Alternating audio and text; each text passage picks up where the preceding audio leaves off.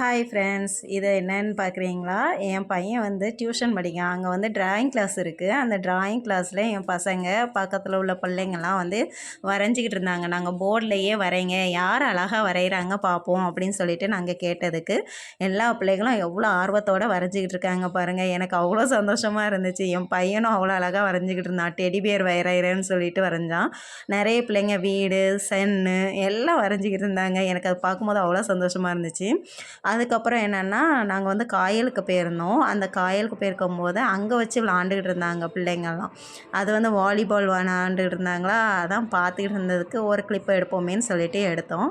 சரின்னு சொல்லிட்டு ரொம்ப நாள் கழித்து என் ஹஸ்பண்டுக்கு உடம்பு சரியில்லாமல் இருந்ததுனால நாங்கள் இப்போ ரீசெண்டாக வந்து எங்கேயுமே போகல. அப்படிங்கிறனால நாங்கள் வந்து எங்கேயாவது போகணும் அப்படின்னு சொல்லிட்டு பிள்ளைங்க ஆர்வப்பட்டதுனால நாங்கள் வந்து பக்கத்தில் உள்ள இந்த ரோஜ் பூங்கா பீச்சுக்கு போனோம்.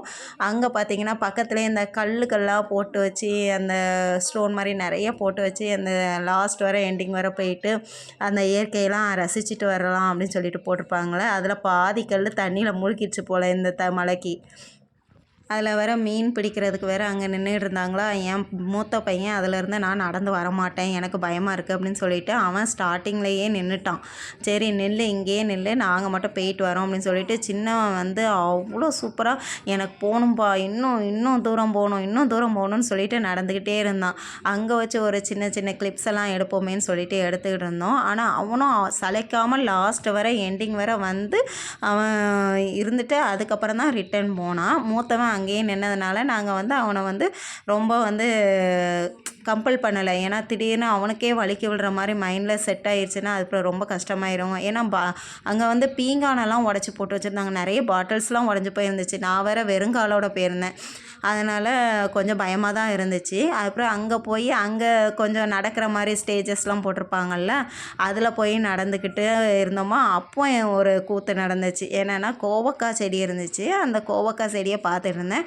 என் பையன் கத்துன்னு கத்துனாப்புல. என்ன அப்படின்னு கேட்டேன். ஏம்மா இது என்ன காயுமா அப்படின்னு கேட்டான். இதெல்லாம் நாங்கள் சீப்பு காய் அப்படிமோ, துத்தி இலையில இருந்து அந்த சீப்பு மாதிரி இருக்கும்ல, அந்த சீப்புன்னு சொல்லிட்டு நாங்கள் சொல்லுவோம். நீங்கள் எப்படி சொல்லுவீங்கன்னு தெரியாது, கமெண்ட்டில் சொல்லுங்கள். அப்புறம் போகும்போது ஸ்கேட்டிங் பண்ணிக்கிட்டு இருந்தாங்களா. என் பையன் எனக்கு இப்போவே ஸ்கேட்டிங் வேணும், ஸ்கேட்டிங் போர்டு வேணும், நான் வந்து விளையாடணும் அப்படின்னு இருந்தான். நீ இதை சொல்லுவே செய்ய மாட்டேன் அப்படின்னு சொல்லிட்டு அதுக்கப்புறம் கிளம்பிட்டோம். பாய்.